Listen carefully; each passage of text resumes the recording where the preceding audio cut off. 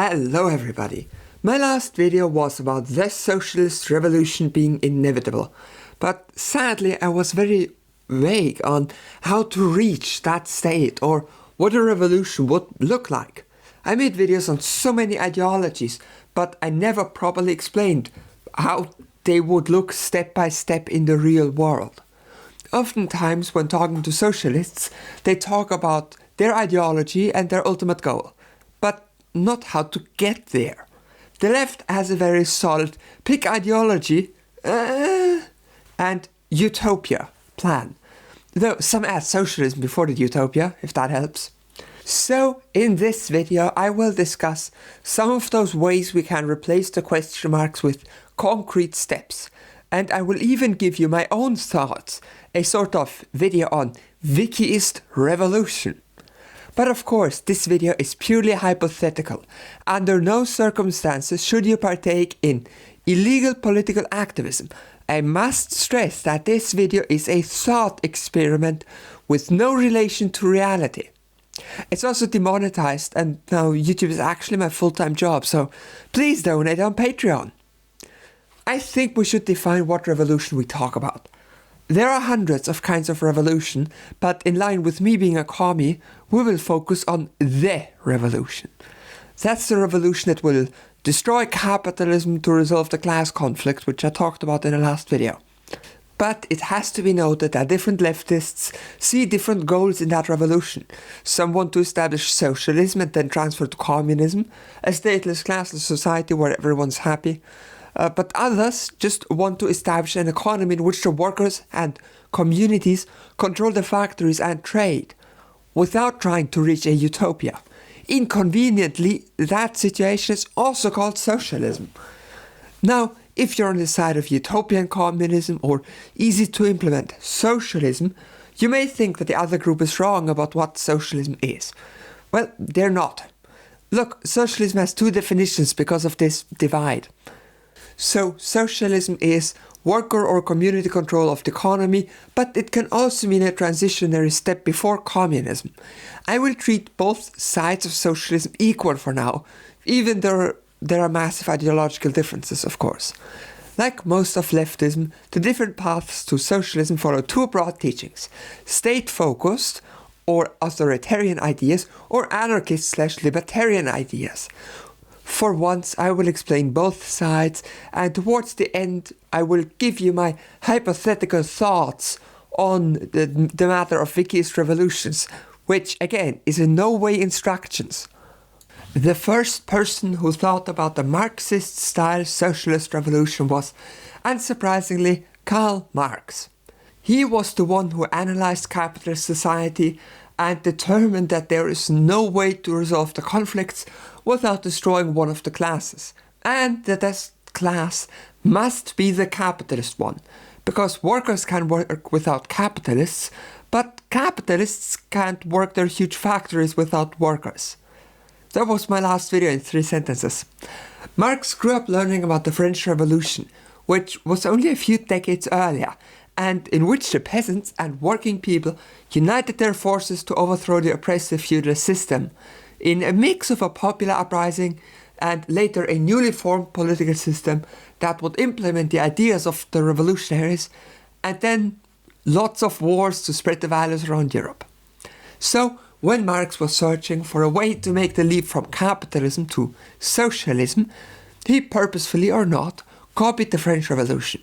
I have a video on the Communist Manifesto if you want the more step-by-step details, but here's broadly how Marx planned the revolution. They would wait for the workers to naturally become more socialist, which they will definitely do because factory workers can organize easily since they share a workplace. So they did talk a lot. After the majority was socialist, there would be some crises, maybe an economic crisis or a war or even just a famine, and that would be the trigger for the workers to rise up in mass protests and strikes until their leaders took over the state and possibly militarily expanded and spread the revolution. They would then improve the lives of the people, remedy some of the worst effects of the previous economy, and at some point the working people would no longer need a state, and as it withered away they would reach communism. You may wonder by what mechanism the state withers away. After all, state versus people could be a real future conflict. The answer is the good old... But note that most of the Marxists didn't believe that the transition from socialism to communism was going to happen in our lifetime anyways, so they weren't very detailed in that part. My assumption is that this revolution alone would be a massive job, so they would rather spend their time working towards socialism than planning how communism could be reached 200 years later. This is why Marx wrote so many pamphlets and newspaper articles. He wanted to spread class consciousness, which was needed for his revolution. Of course, you probably know that the Marx-style revolution never happened. There were uprisings like the Paris Commune and the November Revolution, but they failed for their own reasons, which I have videos on already. So, for Marxism, what you need to do is educate the entire working people and wait for a natural trigger until you have a small group seize the government and run a workers' state. But if Marx's style revolution never happened, then how come that in October of 1917 there was a large-scale revolution and a socialist government taking exclusive power? What about those people? Well, this was a different form of revolution. See, it was Leninists. Leninists likewise believed that the working class needs to take over the state to empower the workers, to defend against attacks, spread the revolution, and lots more. The difference is in how this situation would be reached. Lenin knew that Russia in 1917, most people were not workers. Most were peasants, and the vast majority of them did not know enough about Marxism, class warfare, or even capitalism to want to overthrow the capitalists. So Lenin changed the plan. Instead of waiting for everyone to be socialist and a natural uprising, they would collect a bunch of people who knew a lot about Marx, mostly academics, though some labor leaders too, and they would form a party, and that party would then take over in the name of the workers.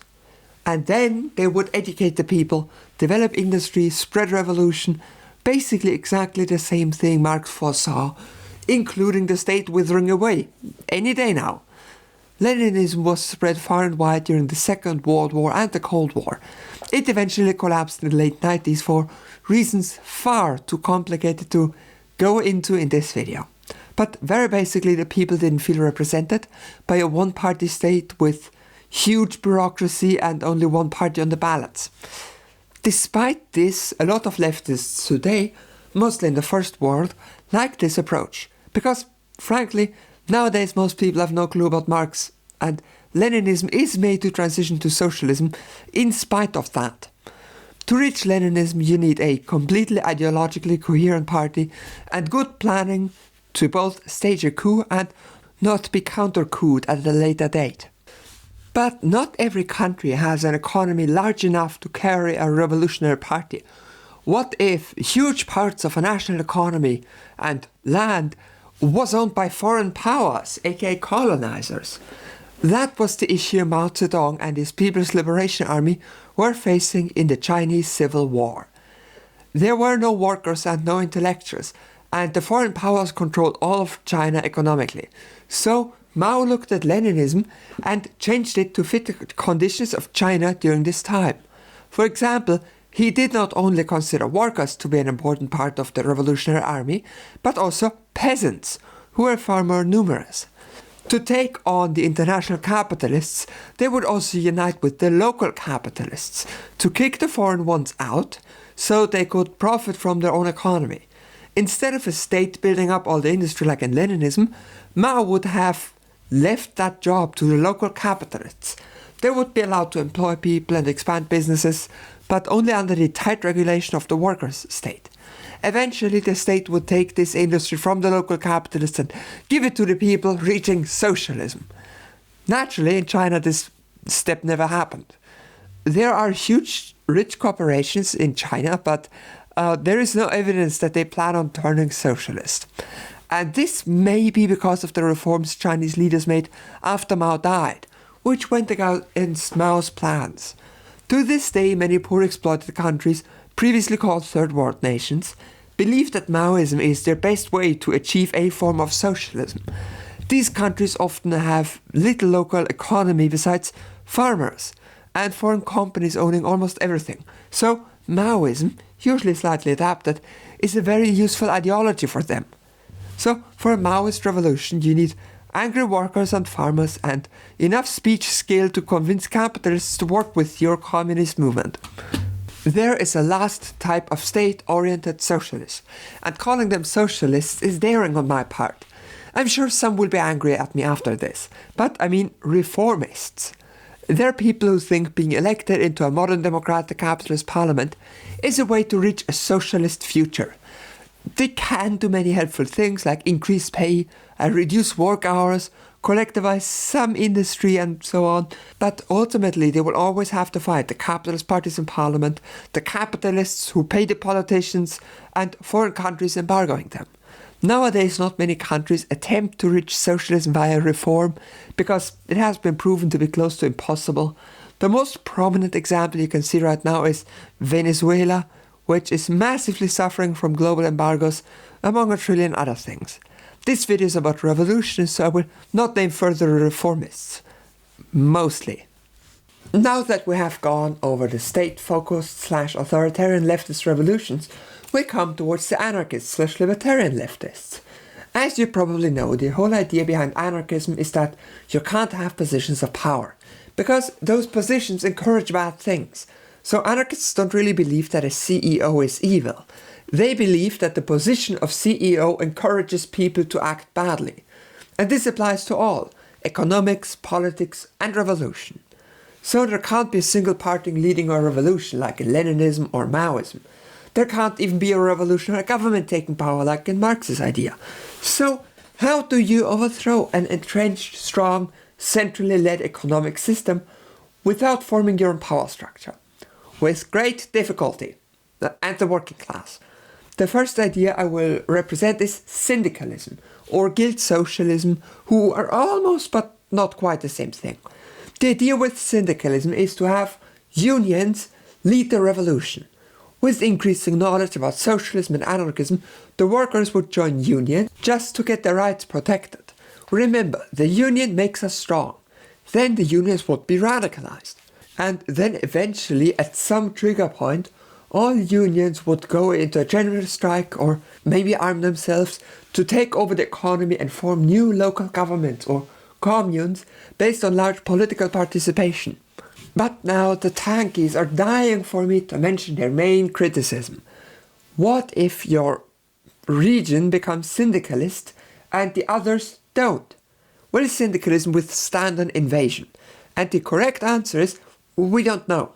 It wasn't exactly tried under various circumstances, but of course anarchists in general would argue that Leninism and Maoism will always lead to a centralized state becoming a new capitalist class, hence why they throw around the word state capitalism.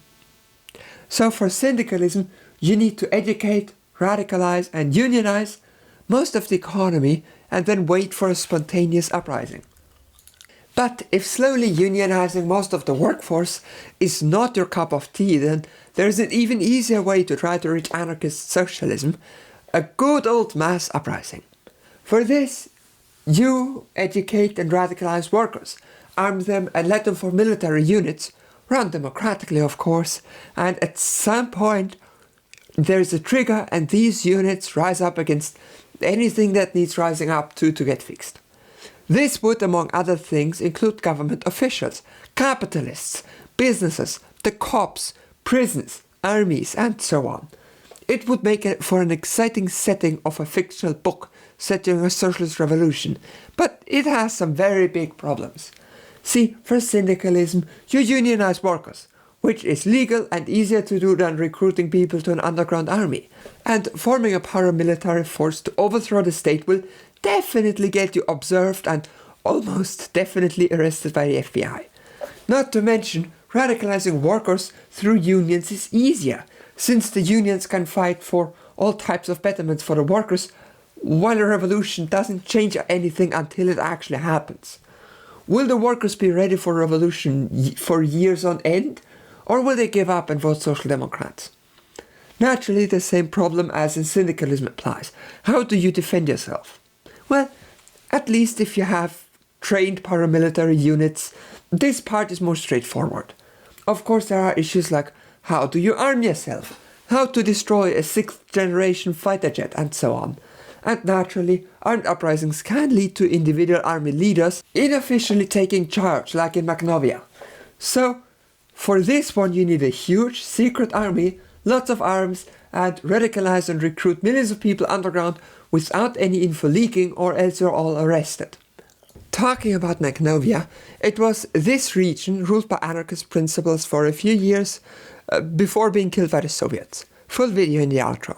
But when it failed, Magno, the leader, invented a new form of reaching anarchism called Platformism.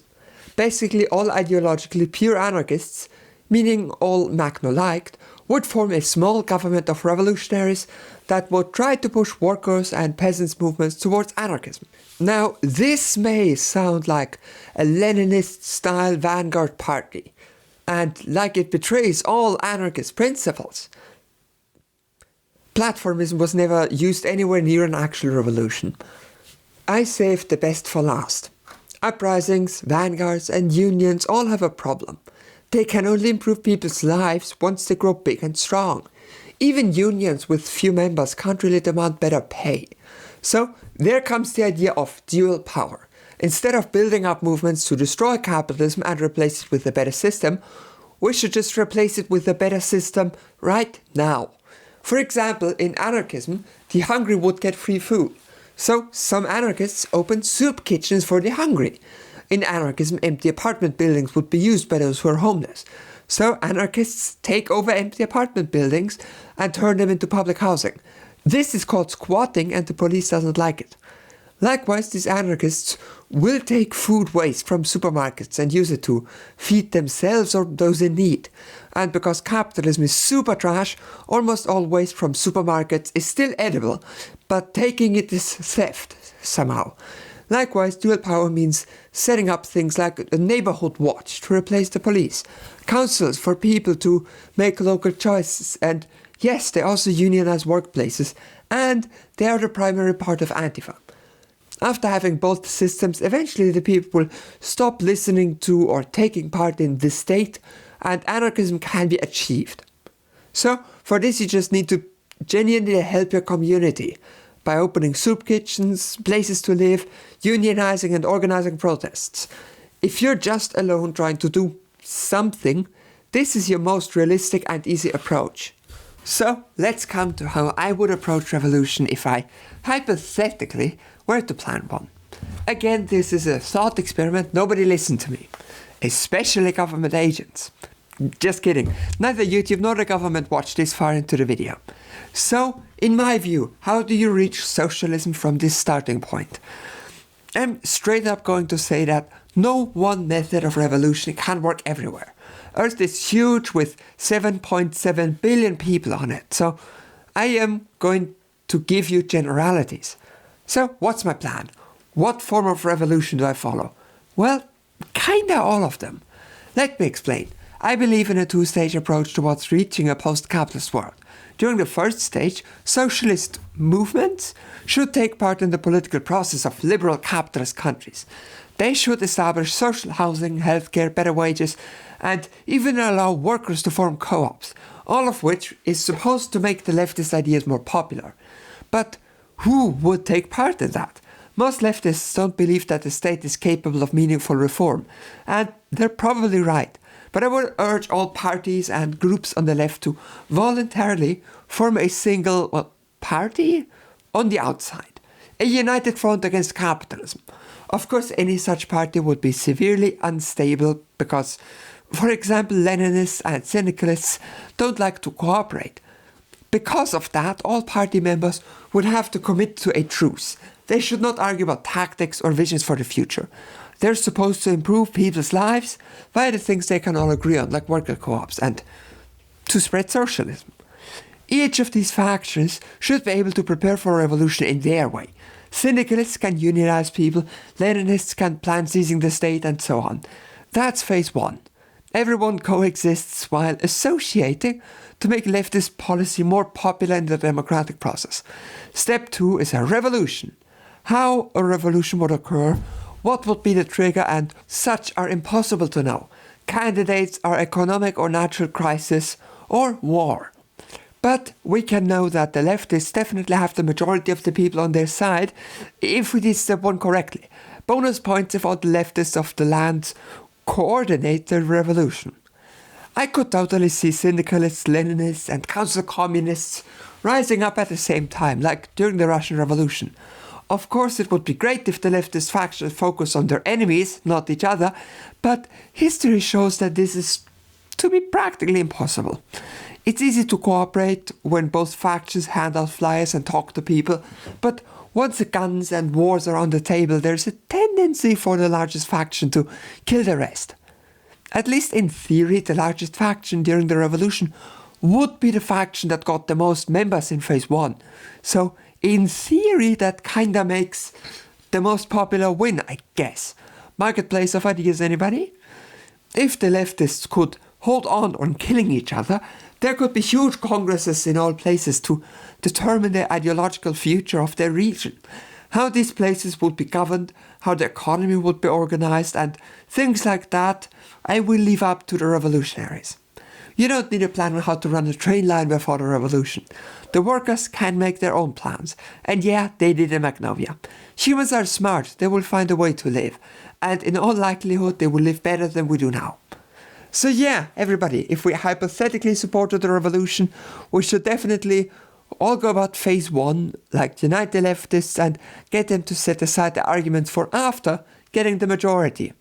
I genuinely think that if leftist parties were united, even just for show, they would have far greater capacity for improving lives, spreading socialist ideas and eventually leading a revolution.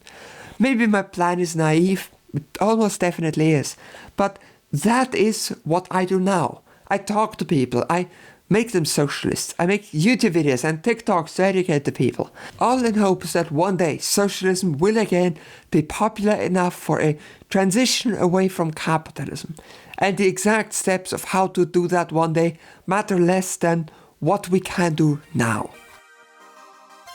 I would like to thank Theon Hartley, Potato God 777, Darius the Bird, Eric Betts, Harris Hawk, V, Sander Corbus, Attila Nemetz, Carissa, Daniel Hyman, Dominic Corozelli, DSM5 is better than IDC 10, Emily Margot Klassen, Evie Wren, Hannah Rickett, Herdina, Josh C, Klastrop, Liam S, Lilith Craft, Mamuka Tiliari, Marxism Tonight, Nane Paymer, Poet, Raman DeVille, Red Jock Truba, Sean Murphy, Stairmaster Chef, Taylor CH, Trey and Worshipper of the Olympians.